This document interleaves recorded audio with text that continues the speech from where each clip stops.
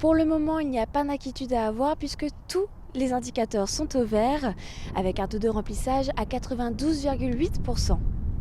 Cependant, le comité du plan de ressources en eau demande aussi bien aux Vendéens qu'aux touristes à rester vigilants sur la consommation d'eau et à ne pas la gaspiller.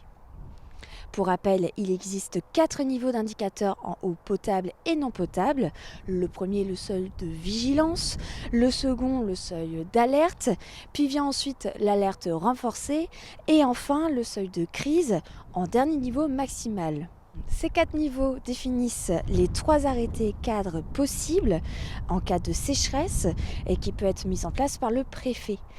Certaines zones sont concernées comme le Marais Poitevin et la Sèvre nantaise. Durant cette première réunion, la quantité d'eau n'était pas le seul sujet important. Il y avait aussi l'enjeu de la qualité de l'eau et son cheminement qui ont été abordés.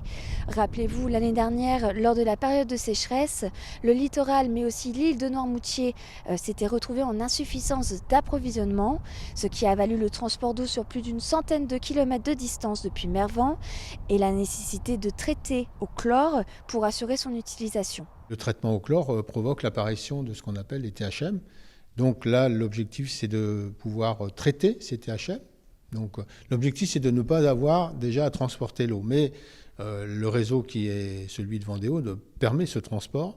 Mais il faudra aussi, et Vendéo s'y est engagé, il faut traiter l'eau ainsi transportée. Donc il y a des solutions qui ont été identifiées.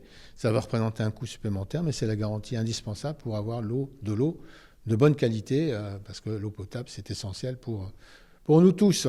Vous l'aurez compris, la quantité et la qualité de l'eau sont les priorités à maintenir avant la prochaine réunion du comité, qui est prévue dans plus d'un mois et demi, si l'un des 4 niveaux n'est pas franchi d'ici là. La météo du mois d'avril sera donc décisive et on espère que la pluie sera toujours au rendez-vous.